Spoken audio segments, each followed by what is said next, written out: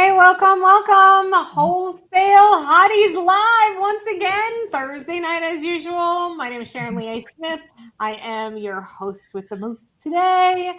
Also joining me is Monique Fell. Hey, Monique. And Kate Gomes. Hi, Kate. How are you? And our guest for tonight is Susie Caspers. Susie, welcome. We're so glad you're here. Tell us all about you.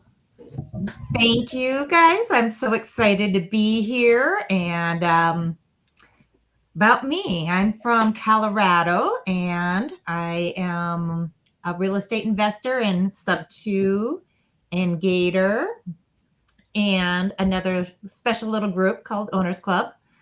And I do a little private money lending and own a few rental properties. And I'm a dentist and own a couple businesses. And let's see, we are now becoming developers in prefab modular construction. So we wholesale and develop there. So a little bit that I do, especially as most of this is over the last year. So yeah, that's about awesome. it. So, okay, let's back up. You're in Gator, right? Yes. Okay, so you're lending money through the Gator program? Well, you learned how to lend money through the Gator program, and you're doing loans, personal, private money. I can't talk. It's okay. Private money loans. Tell us a bit about that journey. Yeah. So that's where we started. We joined Sub 2 and Gator a year and a half ago, a little more, and spent time networking in there and got to know people that really seem to have some experience in it. I think that's an important part of being a real estate investor is spending time getting to know people. And so we started our journey with Brian McMullen, who's Sub 2 and Gator and has lots of years in real estate background or insurance background, and some real estate back. And so he is connecting and doing loans, and that's where we started doing our first private money loans. And so we've started last year, January, right off the bat, loaning on a fix and flip in Indiana. So did that one. Whoop. Oh, we can't hear you, Sharon. And you, Sharon. Oh, sorry, I forgot I muted because the dog was crashing through the door. So, Indiana, how'd you find that deal? Like, you're in Colorado, Indiana's farther away. Tell us about that journey. That came through Brian McMullen. He put the deal together. And so there is a fix and flipper out there, Nicole, and she's done quite a few deals. She works with her dad, who was in construction. And so she's picking up in I think her little local area, quite a few houses. She was able to pick up a house. Purchase price was like $175,000 and needed $50,000 loan on it to get it rehabbed. And then she refis them out and then rents them out. So we did a loan on there. I put in that was our first loan, so $25,000, and wrangled up another person that put in the other money, and it was a pretty good deal. We were offered 15% flat fee on our loan, so it was supposed to be for about 4 months, and so pretty quick there. She did run over. But nice thing about there is we set up and had a daily late fee in there. And so we never good communication there with the flipper. Just took a little longer to get it all. Did you say 15% for 4 months? 15% for 4 months. And then you had a late fee after 4 months every day? And then we had a late fee after 4 months. So, what is that? No idea. Monique, what did you do that? I don't know what I did. Sorry. The clapping. Good job. Yep. That was a great return. It deserves a round of applause. Well, yeah, and then it came out because she was late. We actually got paid back. We were kept informed all the way through. That house actually overappraised. She had the refinancer. They had her go back, the lender, and have another appraisal done. And then come in with that fee. And then they didn't want to lend. She had to find the next lender. It just kind of was this little delay of a couple months. But we ended up doing in about I think it was like 6.5 months, we did about 34% money there. That's amazing. So yeah. And so are you looking for more of those?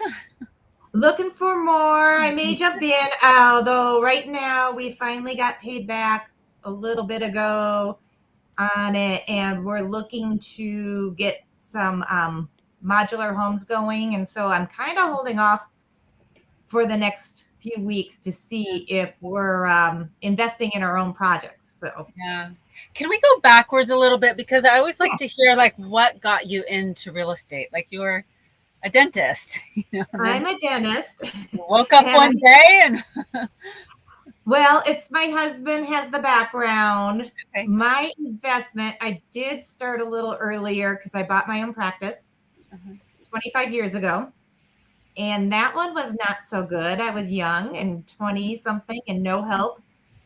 And I was told the dentist had health problems. Well, we get into the office and she was dealing drugs through the office. Oh, wow. gosh. Oh,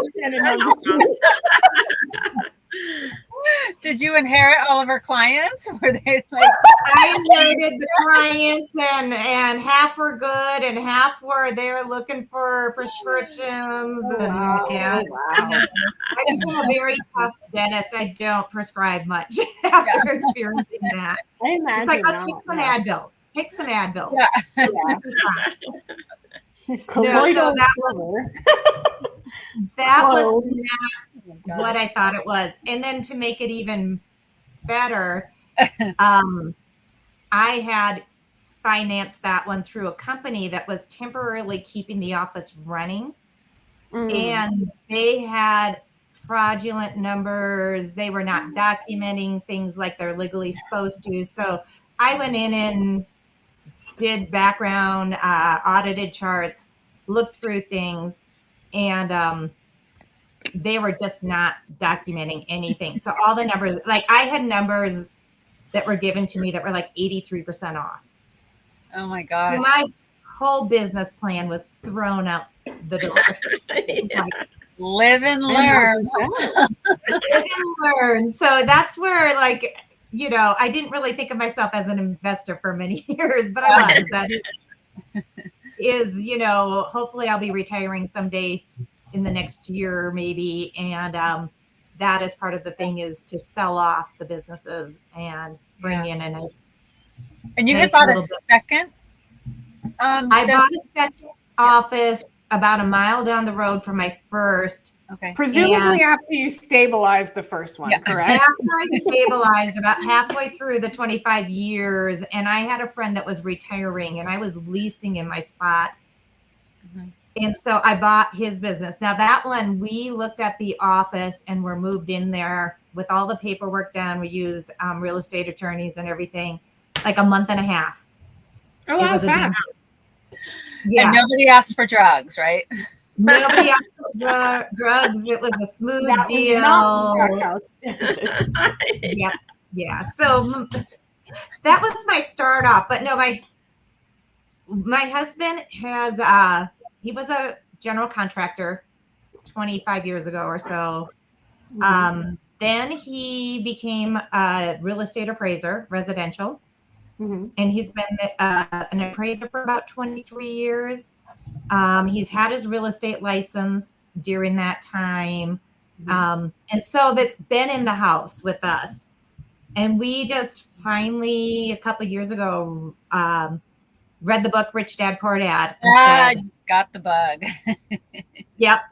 We, thought about it on and off through the years. I was ready to jump in and do it, but I think earlier maybe was a little leery too, because my first was so good. Right. Yeah. It's funny you mentioned Rich Dad, Poor Dad. I was just talking to a friend last night. She's 27, I think. And I didn't bring it up to her, but she just mentioned that she bought the game and has been playing it with her parents. Oh, nice. Did you ever play the game? I have the game, both versions of it. Yeah. How do you like it? I think it's a lot of fun. Yeah. It's a lot of fun. It's also online too. You can play by yourself quickly online. Oh, really? Okay. I've never played know that. Oh, yeah. Yeah, you can go through a game in like 7 or 8 minutes if you're really quick. But it's kind of fun. I'll check that out. Yeah. So you got the bug, and then got the bug. We networked, got into our first deal. We did a second loan, the same connector, Brian McMullen, and actually ended up with the same flipper, Nicole, and lent in on another house of hers. That one was a little different. That was like an 1890s house that she got for like, I think under 25,000, but put 82,000, 85,000 into it. What market is that in Indiana. Oh, okay. And so that again was 15% flat rate on our money. That one was supposed to be I think about 5 months, 5.5 months. And she ran late again on that one. So again, we came in at about 34% on our money. Holy on that. Nice. Yeah. That's amazing. Yeah. And it's like she's done enough and she's paid back all the loans that when it was running late, it wasn't like you hear the stories about people being ghosted, not taken back. It was just like, things are happening. It's running late. It's just the way it is. Yeah. And I'm like, we had late fees again set up for it. So it's like our money's still making money. Yeah. I was never that nervous about it. Yeah. Communication is key. I feel like I lend to, with my self-directed IRA to a couple guys in the Midwest, and they start a group chat with every house that they're working on because they usually have a couple investors, and occasionally they'll send pictures of what's going on at the house and give us updates in the group chat. So that's really fun. Nice. Yeah. That's nice. That's really nice to have, Kate. Really nice. Yeah. Absolutely. That may be something that I put in as I start getting deals going where I'm the connector. So make it part of your contract. So makes the investor feel very comfortable when you have that communication going on. For sure. Yes. Have you ever done any other, those are maybe more longer term for, 4 or 5 month, 6 month terms. Have you ever done any short term, like transactional or EMD lending? I've done EMD. I've just done a little bit and they haven't gone through, but I've done them. And like I did one right over Christmas and it had to be in right before Christmas. Or no, they got it right before Christmas. I had to have it in right after we extended it. And so I ended up on that one because I knew the person, doing my own paperwork on that and funding it because I was very close to the person and connected to the project. So I'm like, I wouldn't recommend it for anybody, but I thought, well, we're almost in this deal. I'm very connected. So I'm like, let's fill out the paperwork without our transaction coordinator because I don't know if I'm going to get one on the 24th of December. Yeah. And have things ready like right after Christmas. So yeah. And that was paid back timely as well? That one was, we ended up, the deal ended up canceling out during the inspection.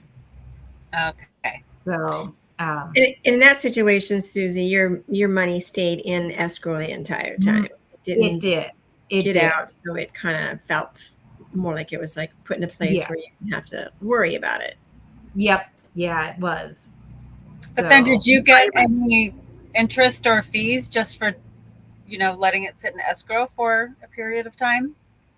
That one I did not, because I was fairly connected into the deal. And if it did go through, we might have actually ended up further down the road partnering into another part of the deal. Okay. So I was kind of like, well, we'll see. Yeah. We partnered with this person on some of our other projects. Mhm. And so I'm like, I'll just get the EMD. We needed it quickly right around the Christmas holiday. I'm like, let me just do that. I'll get the paperwork in. I'll get it there. And then if it goes through inspection, we decided to get it, then we were going to maybe come in on the back end of the deal to build prefab modular construction on a lot. So we'd be involved on that part. So it was kind of one of those, we knew a lot of what was going on there. Yeah. Nice. Nice. And so earlier you mentioned that you guys are getting into prefab modular type investing. Tell us a bit about that. So yeah, that is Bob Greeley is my husband. And so he wanted to get back to his construction roots. And really, it's probably one of the more affordable ways to get a project built these days, especially in areas, Denver, the cost of building in the Denver metro area and up and down the Front Range of the mountains. I think it's $250 to $350 a square foot to build stick frame. And you can get your foundation in, all your hookups in, and put on a prefab modular home at about the $140, $150 a square foot price range. So quite a bit of savings. If you go to the mountains up by me, it's $350 to $700 a square foot to build right now up by us in the mountains. Yeah. Wow. So did you say the 150 per foot includes like all of the water hookups and permits and everything in slab, or that's with the slabs, they're kind of like 80 to 100 without the slabs and all of the hookups and stuff. So it's really, for certain regions, it's quite affordable building. So and we can do on those, we were looking at that lot, we were going to do a fourplex if we were going to build on that lot. They do now 2 floors, 2 stories. You can do 2 stories. I think you can do up to about from 800 square foot building up to about 2,800 square feet. For the modular homes, you're saying come that the modular, they come 2 stories. Oh, okay. Yeah, now you can do 2 stories in them. Really? And once they're set to the foundation and attached, they're considered a stick frame build. So all of your lending and everything after that is considered a normal stick frame house. Nice. Versus a manufactured house, which is on the trailer. Yeah. What's the name of that company? I want to look up some pictures of it. Yeah, it's Skyline and Champion Homes. Skyline. They merged, I think, during last year. Okay. So that's really, if anybody's looking and contacting through me, I mean, I'm here with Bob, so. So is that a nationwide company or local? Nationwide company. They have, I think, 12 or 13 factories across the nation. Okay. So anybody really in the country could connect with them and have a modular home put on land. Yes. So would the best way be, Susie, to maybe call you or Bob, and you have a phone number or something that you would like to share to they can get personal conversation with you about this and get more detail? Sure. Yes. I mean, you contact me. I'm at 303-253-1237. That's my business cell. And I can connect anybody to Bob, get things going there. Also, the business email is Susie at propertycapital.com. And that's another good way to get a hold if anybody's looking for that.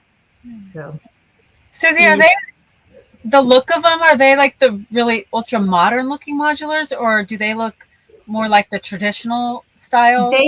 They have both styles. They have some of the modern ones. They have some of the traditional. You can they look like if you add in like a front porch and you can attach a garage to them, looks just like a normal house. If you add in, yeah.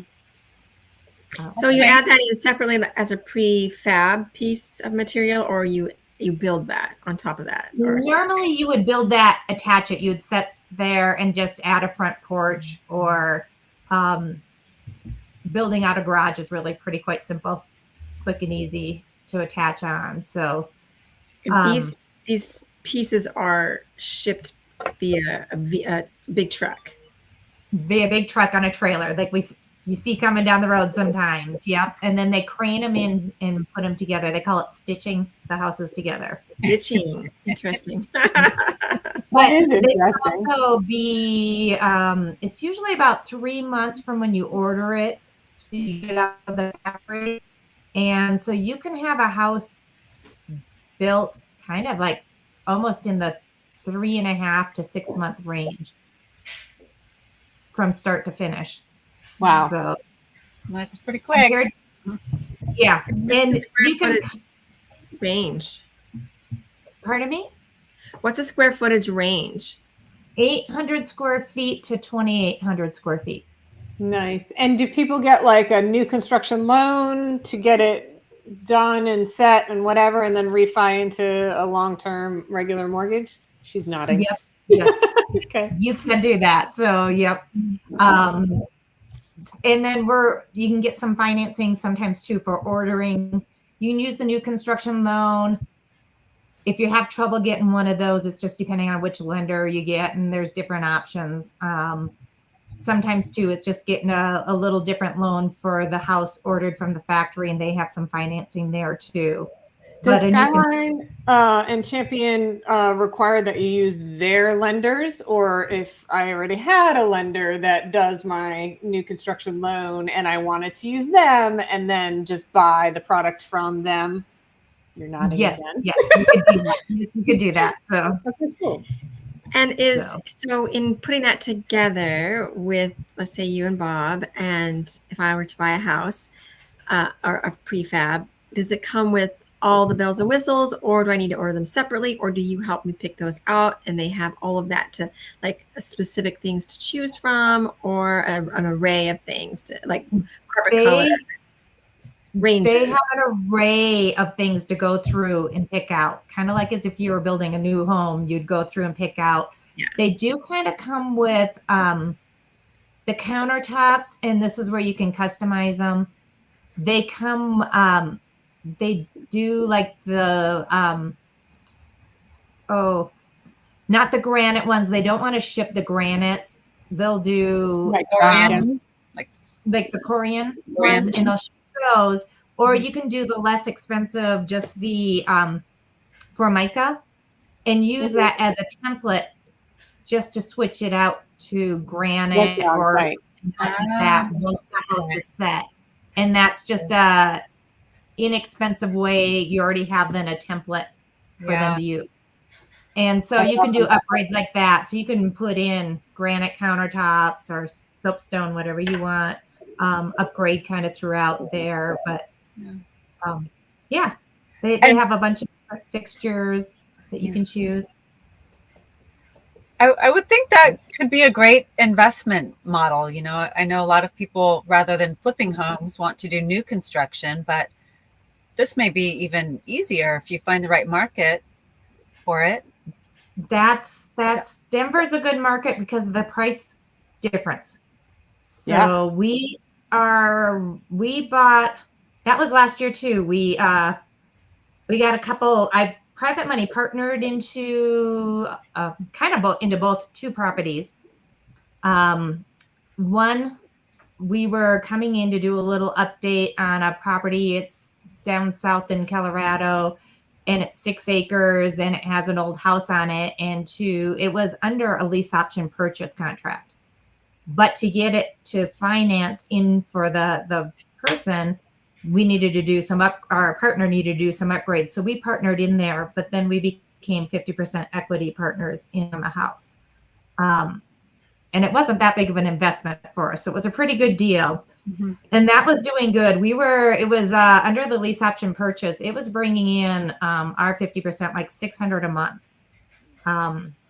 until he was able to buy it out. The only thing is that he up and walked out of his contract during the year. So, but when we kind of realized that I think it's A2 zone with multi-use and stuff, and it's 6 acres. So we have it rented. We're not making the big profit right now, but it's paying the bills. And we've been doing a feasibility study on all the different things on the 6 acres that we could do with it. Yeah. We could get a zoning variance and we might put in storage on it and build a storage facility down there. Nice. So that will be determined. It's actually interesting. It's kind of on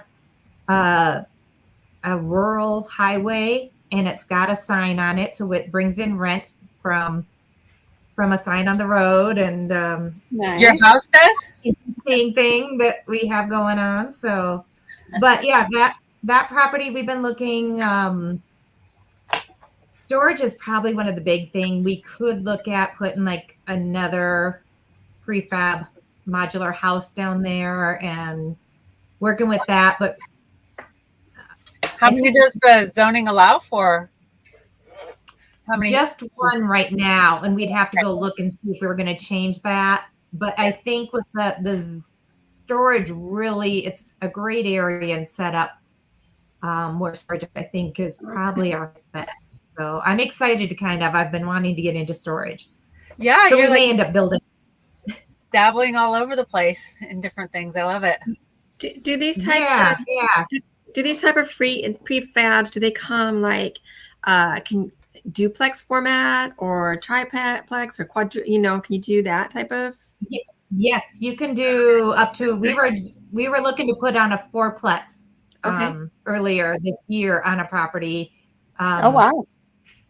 So if I had a piece of land, let's say, and I was thinking about putting 4 4-plexes on this piece of land, would it be more advantageous to go that direction, maybe on a financial standpoint, because we're looking at, cost per square foot versus building, stick up from brand new? Usually, I think in most areas, it depends on where you're building. But most areas, it is more cost advantage. It's a better deal to do the prefab modulars, and in like a 4-plex.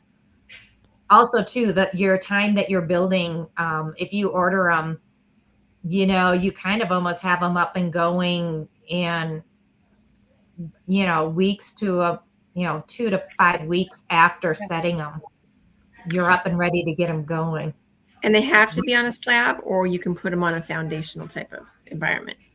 You can put them they don't have to be on a slab. They can be on a basement. They can be on more of the foundation, like the pillar foundations. So you can set them in different ways. So nice. And do you work with the site contractor to get that set up, or how does that? It'd be working with the site contractor. We're more focused in on Colorado. So looking at other areas too, it's like, okay, what is the zoning? What are the building requirements? But coming through, we've looked at a couple other deals throughout, and we have a rep at Champion Skyline Homes, and he's connected throughout the country. So if we're looking somewhere else, it's like these guys have done so many homes there, and they have so many subcontractors or people to choose from and deal with. So if I'm understanding, Skyline/Champion is kind of like a franchise, and you guys have a local franchise. Is that correct? Kind of. We are a local wholesale distributor rep, but we can kind of go throughout, because we've had a few people call in different areas. We've talked about to somebody up in, I think Cincinnati, Ohio area. Mhm. And there's a factory there. We're much more familiar with the factory that is closest to us, but it's just making the calls, and we're connected to enough people in the company that if you end up in other areas. I talked to one of, he does a lot of construction background building, and he's a guy out of Kentucky.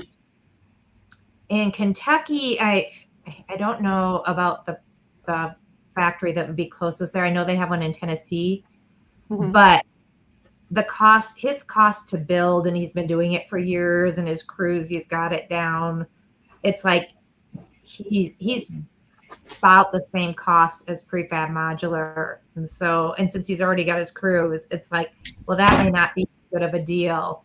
But that's kind of, that one little area. When he was talking to what he builds there, his cost to build, I think he was at $60 to $80 a square foot in Kentucky that he builds at. Yeah, wow. Appalachia's pretty low cost to build. So West Virginia, same. Kentucky, West Virginia, Tennessee, the Appalachian Plateau area, absolutely. That is insane. I had no idea it was that cheap.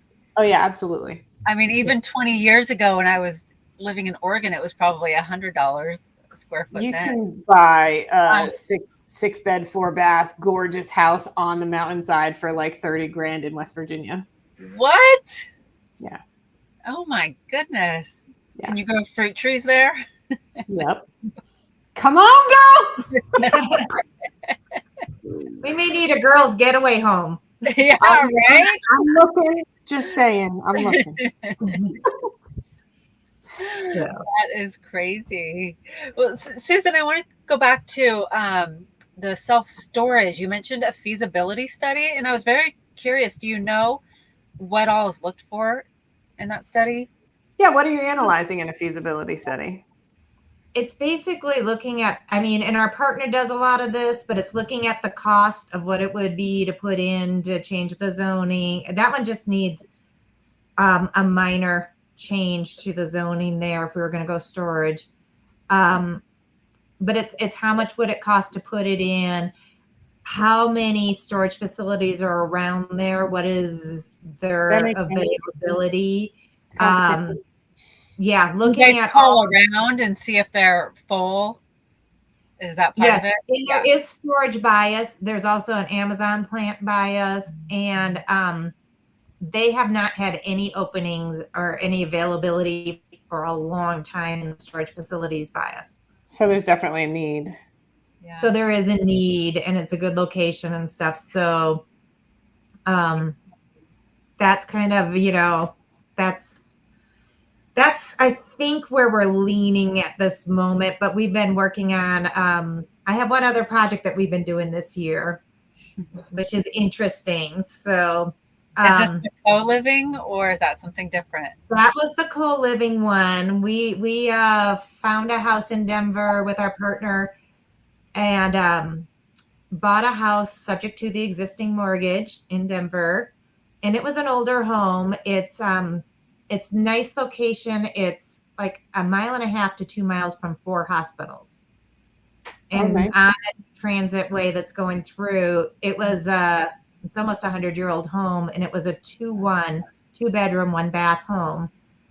So we took over that property, helped out the homeowner. He tried to flip the home, got in over his head, had no equity. So we were able to take it over. We put a little more money into it. We changed it into a 4-bedroom, 1-bath. And we've been renting that one out. And so that's all full. We've had a few little things with that. It's been an interesting. Are you renting that out by the room or as a whole unit? By the room. I'm renting it out by the room. We're renters in there. But the lot. So, how's the 1 bathroom going with 4 bedrooms? I'm just asking because I love the co-living model, but I'm a 2-to-1, 2-to-1, 4 bed, 2 bath, right? They are doing good with it, and it's fine. And we got into that one more. So the lot is also set in Denver where we can put another structure on the lot. And it's big enough that we are putting a modular home. I think we're going to put in a 2,200 square foot modular home, 2-story, 6-bedroom, 3-bath. Very Yeah. good. 3-to-1 ratio. On the same lot. So, Yeah. so, right now the old house is paying to own the land and the house. Absolutely. It Yeah. pays the bills there, and then we're getting the financing. We've been going through all the engineering on, there's when you have a lot, they kind of restrict how much square footage you can build on there. So it's like picking out a floor plan that fits on the amount of square footage that we have left to build on the lot. But it's still a fairly good size footprint. So it'll be just over 1,000 square foot on each floor. So nice. Yeah, what a great way to do co-living. You just so that we'll have them, and those will be brand new. So we'll be able to get even a little better deal there. So That's and awesome. it's good neighborhood. It's kind of coming around. It's an old neighborhood, but it's just being kind of flipped a lot. Lots of new people moving in there, especially with like all the hospitals and everything else they offer in that area. So is Denver a market that has a pretty big need for co-living? Yes. Yeah. There's I think any major city, right? If you think about it, right now, pretty close. Affordability is a huge issue. Yeah. Yes. People can't afford to do much. I mean, it's expensive out in Denver. It's not California or New York, but close enough. And when you're a single person, like trying to find a unit all to yourself, a 1 or 2 bedroom apartment, it's few and far between that it's even remotely close to affordable. So it only makes sense to rent a co-living space, Yeah, it does. Yeah. And our roommates seem to get along. We get good responses from all of them. And are you managing it and placing the tenants yourself? My partner manages and places the tenants. We get to kind of see some of them before he puts them in and some of the stuff. Did you just put it up on Zillow then for rent, or how did you find them? He's got it on all of the different Zillow. Furnished, are they furnished or not? Finders, Craigslist, roommates or roomster, that type of thing. Yep. He lists it there, and then he it's kind of interesting because it's funny. We've had some ones that we had to laugh at. People kind of applying. He stalks them on social media. Heck yeah, I'm sorry, but in this day and age, you got to know the quality of person, especially in a co-living situation, because if you put the wrong person in there, you're endangering the rest of the tenants as well. And so I think as a responsible landlord for co-living, you have to do that type of thing. I agree with you. I agree with you totally. Our partner too, he's got another house that he does co-living, and he's got 2 older senior guys in there. Nice. And he goes like, and he's trying to rent out the next room. It's like some young blonde 22-year-old. And he's like, no, you can't go in that house. And the guys are like, we'll take her. Like, no, you guys are tenants. We're not going to have her come in and stir up a lot of trouble. I think that you can do that. And I think that's smart too, is to just single gender housing, because the last thing you need is that type of conflict, Yeah. It's an interesting thing learning all of the co-living, especially if you manage them yourself. We did we could have used Pad Split. They just came to Denver this summer. But they do take a little portion. Yeah. Front. Little is an understatement. Yeah. And honestly, like if you know proper property management, it's really no different, right? It's room by room versus entire unit. It's not much different. So there's No. no reason to, call in some other, company that's going to take this huge cut of your profit, and especially if maintenance and upkeep is on you, they're not going to pay when the HVAC goes out, right? So you need that monthly delta to put into a war chest for the capital X expenditures that people aren't thinking about, right? They think that, oh, we're making, what, 4, 5, 6, $800 a month. That's just probably, you're just living large. No. If the HVAC goes out, that's, 10, 12, 14 grand. I need to have that in my war chest to be able to on the spot fix it, or my tenants are not going to be happy about me, so Yep. yeah. That is. And I agree. It's like, it saves that extra, I think, until you get enough properties. I think once you get enough properties going, then you may want to bring in somebody to help out. But I think early on, if you can manage it yourself, it does get you ahead. And realistically, in today's day and age, especially with AI and technology, there is so many things that you can utilize that's going to help you out, like digital locks that you can change remotely. Same with digital thermostats that you can change remotely. There's so many ways with smart homes and whatnot today that you can manage that house from across the country and have no problems at all. I have a friend that has rentals down in Kissimmee and Orlando, and they do short-term and / midterm rentals, and the tenants would never know that they aren't around the corner, but they're up here in Virginia Beach. But because it's all remote, it's all online, it's all automated, it's all easily accessed with Wi-Fi and online, and they have their cleaners and a maintenance person local that they have contracts with. So if there's something that needs to happen, they just call those guys to shoot on over, right? But most of it, management is done right up here down the road. And you'd never know, but that's the beauty of technology. It is. It makes it much easier. You said the thermostat.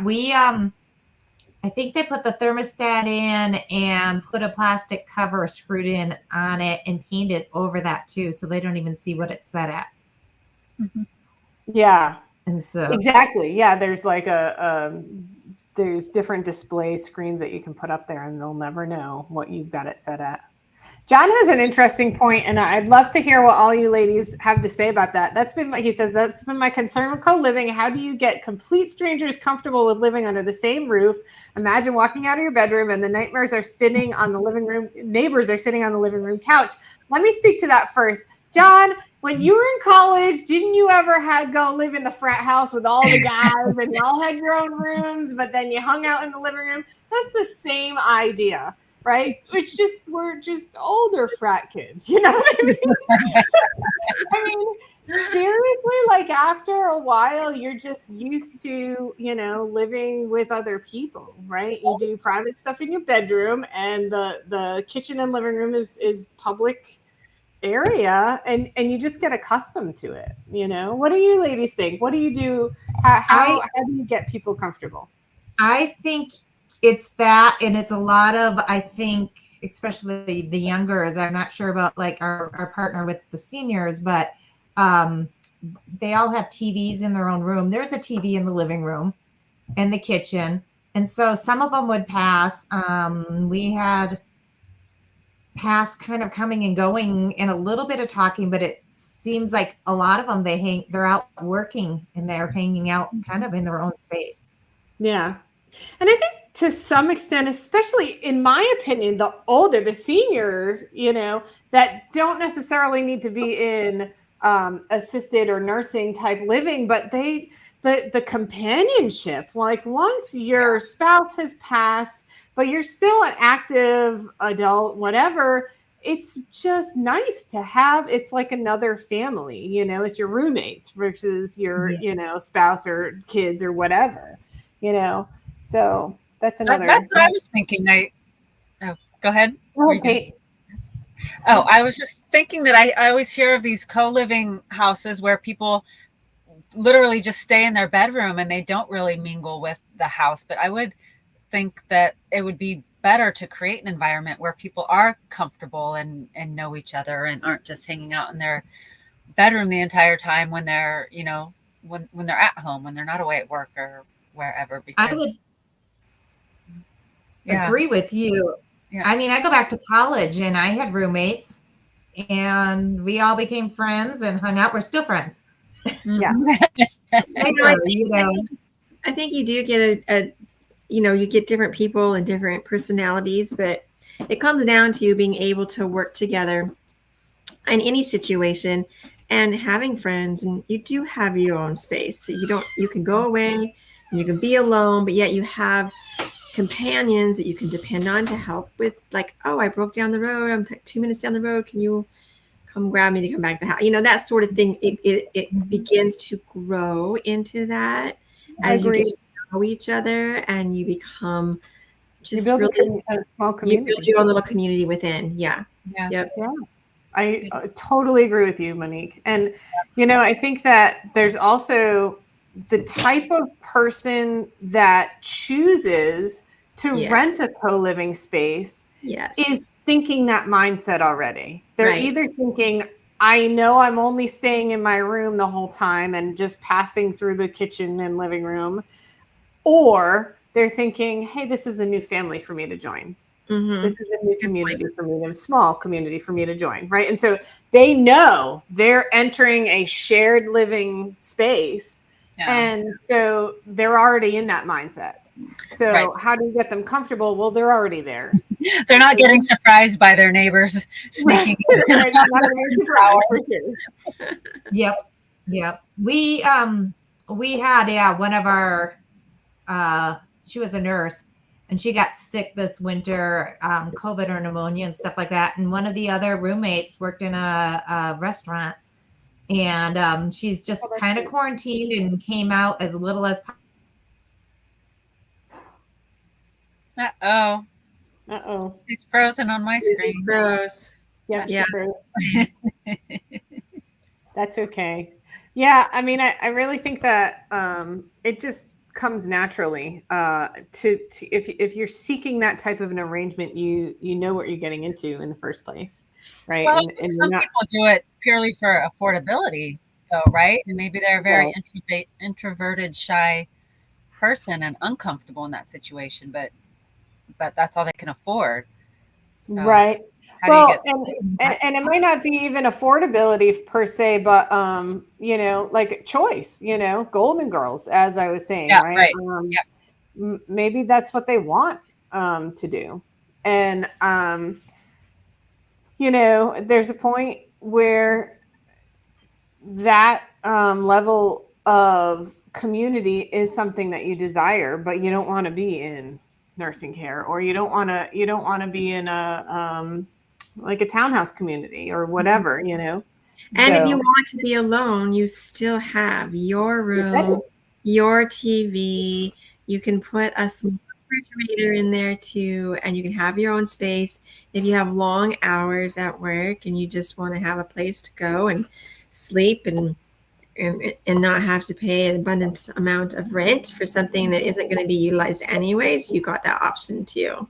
Yeah, but I also think that as house, the landlord, the house manager, that having SOPs in place, having house rules, and having protocols for maybe tenants that are breaking those rules. Like if you have tenants that are working long hours, maybe having those noise ordinances, for lack of a better word, noise rules. And if you come across a tenant that isn't abiding, isn't, respectful of their roommates, you can get them out. Right. And that type of a thing, I think as a responsible landlord for co-living, that's, the right thing to be doing is to, here's your rules, stick by them. And there's ways to construct the contract so that it's not about evicting them and going through the whole process as much as it is about being a member of this particular household. Well, is that true in every state? Like in Colorado, would it be pretty easy to evict somebody who was disrupting the house? For ours, we have them a little bit more short-term rental, and so it's much easier to get somebody out. Yeah. Because it's not an eviction, it's a removal, right? You broke Yes. here's the rules of your stay, of your guest stay. And if you break those rules, there is no eviction because you're not a tenant, you're a guest. Right. Yes. That's limited to 30-day rentals, right? Or no?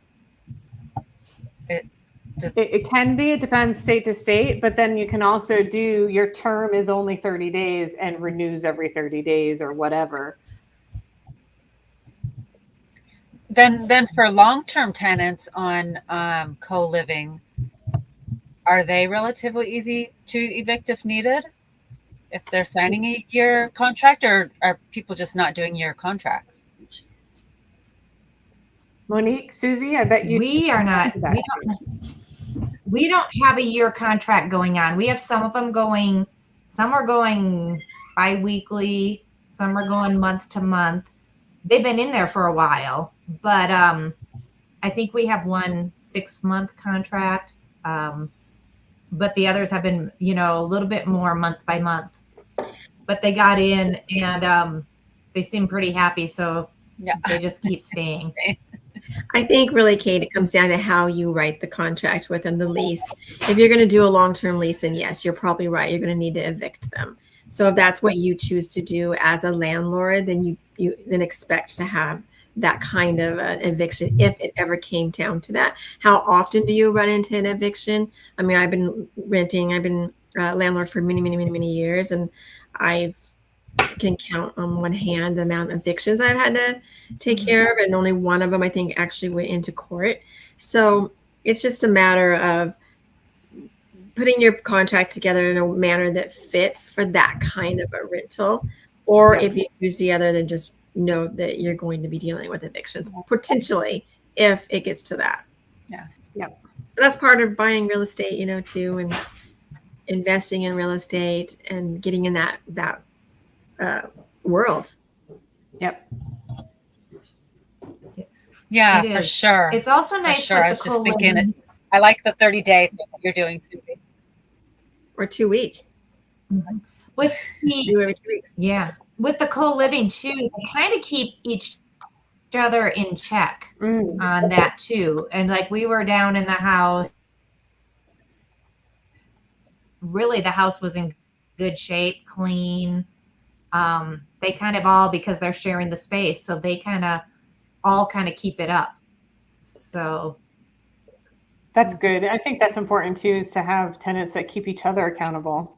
Like, hey, you're screwing it up for the rest of us, dude. So, suck it up, get with it, And having the house book, the rules, the SOPs, having an actual book, it's all mapped out and laid out for them. Then it's always easy to say, hey, look at the book, and then you can follow that concept and go back to that. So there's no discrepancies between them. They don't have to, he said, she said type of thing. Nope, this is the way it is. We're all going to follow this. This is what we signed up for. We know what we're getting to before we come and move into the house. Yeah. Well, we're down to about 6 more minutes. And Susie, I'm curious if, or what your plans are for the future. Do you have different goals, bigger goals, or taking it day by day?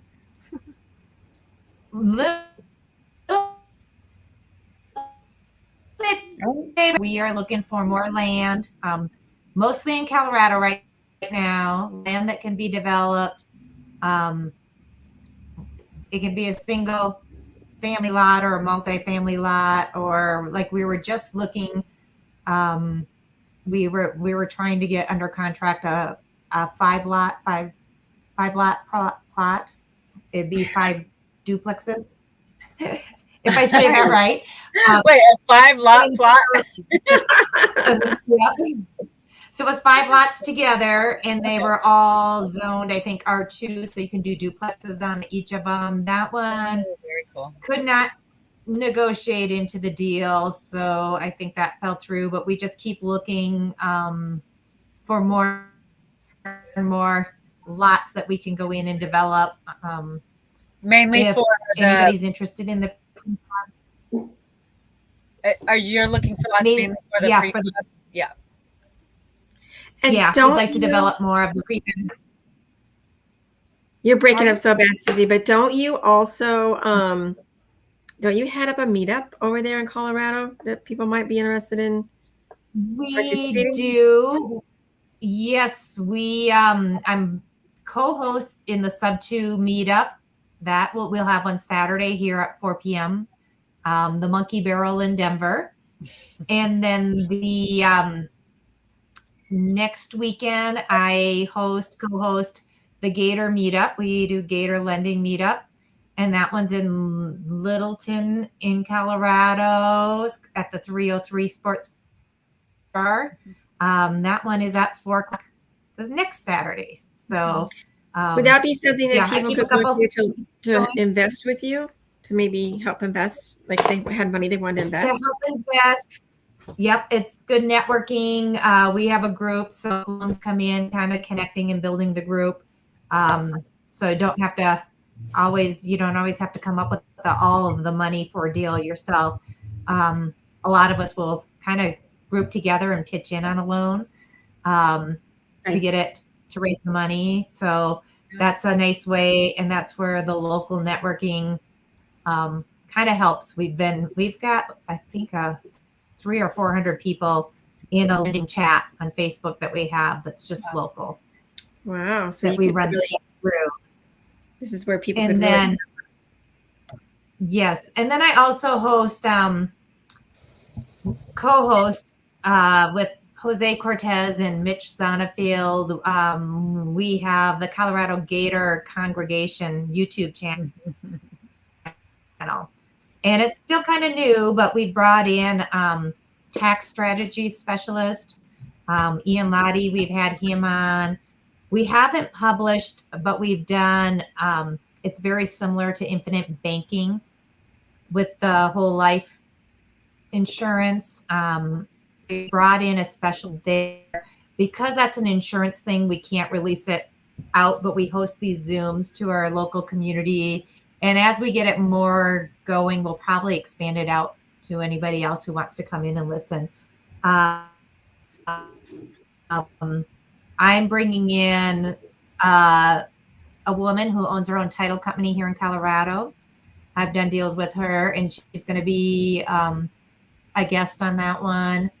I have a hard money lender or a lender that I'm going to bring in. He's done some of our lending deals, and have him talk to our community. And then I have another guy that does card stacking, the credit card, raising your business credit. And he's bought a whole property off of credit cards at like 700,000 by stacking them. Wow. That's impressive. Oh yeah. We're gonna bring, his name is Shaq, and we're gonna bring Shaq in hopefully this month and have him We need to do see a that Zoom one, with us. Susie. We need to be in that one. Maybe we'll post that one in and get in a bigger group than what the normal. So, but yeah, no, I've been waiting more of the basics of how he works all the credit. Yeah, I'd like to hear that story. Yeah. Well, hopefully I'll get him scheduled this month and I'll put it out there. Awesome. Awesome. We'd love to So- hear it. All right. Well, we are at the top of the hour. So I'm going to say, Susie, thank you so much for coming on. Yeah, This has been so valuable and such a fun conversation for me. And I'm sure the other ladies. Yeah. So thank you so much. Definitely keep us informed about that other one. And good night, YouTube land. See you next week.